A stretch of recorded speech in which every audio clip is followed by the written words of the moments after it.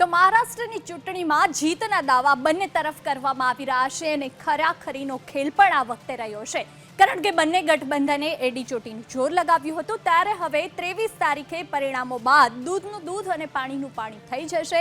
ખબર પડી જશે કે મહારાષ્ટ્રની સીએમની ખુરશી પર કોણ બિરાજે છે. શું ફરી એક વખત શિંદે સરકારને રિપીટ કરવામાં આવે છે કે પછી મહાવિકાસ આઘાડી પર પસંદગીનો કળશ તોડવામાં આવે છે? એબીપી અસ્મિતા પર 23 તારીખે સવારથી આપ પરિણામો જોઈ શકશો અને તેના માટે જોવાનું ચૂકશો નહીં. અને રાત્રે 9:30 વાગે મુદ્દાની વાતમાં અમે વિશ્લેષણ પણ બતાવીશું. હવે આગળ વાત કરીએ એક્ઝિટ પોલની અને તેમાં વાત ઝારખંડની.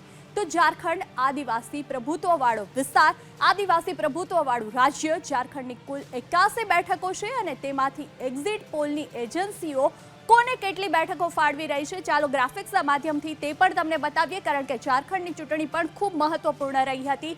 એજન્સીઓનો સર્વે સામે આવી ગયો છે. મેટ્રિસ, ચાણક્ય, લોકપાલ અને એક્ઝિસ આ તમામે સર્વે કર્યા છે અને તેમાં ભાજપ અને તેના ગઠબંધન, કોંગ્રેસ અને તેના ગઠબંધન અને અન્યને કેટલી બેઠકો મળી રહી છે એક પછી એક તેની વાત કરીએ. સૌથી પહેલા મેટ્રિસના રિપોર્ટ, તેનો સર્વે શું કહી રહ્યો છે? તો ભાજપ અને ગઠબંધન સાથી પક્ષોને 42 થી 47 બેઠકો મળી શકે છે.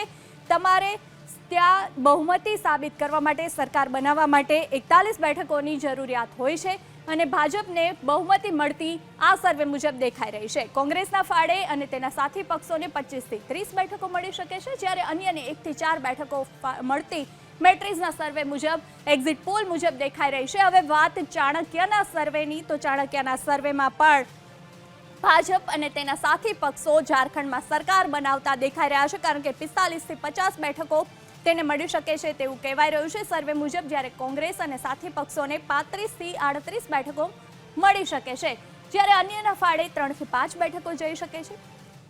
લોકપોલની વાત કરી લઈએ તો લોકપોલ મુજબ ભાજપ અને તેના સાથી પક્ષોને 36 થી 39 બેઠકો મળી શકે છે, એટલે કે બહુમતીને પાર નથી કરી રહ્યું લોકપોલ મુજબ. જ્યારે આ તરફ કોંગ્રેસ અને તેના સાથી પક્ષોને 41 થી 44 બેઠકો મળતી દેખાઈ રહી છે, અન્યને 3 થી 4 બેઠક મળી શકે છે. હવે એક્ઝિટના સર્વે શું કહી રહ્યા છે? તો તેમાં ભાજપ અને સાથી પક્ષોને 25, જ્યારે કે કોંગ્રેસ અને તેના ગઠબંધનને 53 બેઠકો મળતી દેખાઈ રહી છે અને અન્યને 3.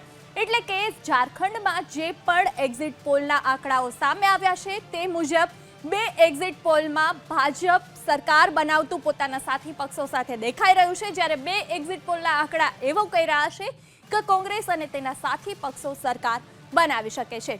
આખરે કોની સરકાર બને છે? કોણ સત્તા પર આવે છે? શું ફરી એકવાર સોરેન સરકાર પર ભરોસો મૂકવામાં આવે છે કે હવે 5 વર્ષ બાદ ભાજપની પસંદગી કરવામાં આવે છે? તે 23 તારીખે પરિણામ આવ્યા બાદ સામે આવી જશે કે જનતાના મનમાં શું છે. જે આદિવાસીઓને લઈને ભાજપે તમામ મુદ્દાઓ રજૂ કર્યા તે આકર્ષી શક્યા કે નહીં? હેમંત સોરેનનું જે ઇમોશનલ કાર્ડ હતું તે કેટલું હિટ રહ્યું? આ તમામ 23 તારીખે ખબર પડી જશે અને તેના માટે સવારથી પરિણામો જોવાનું ચૂકશો નહીં.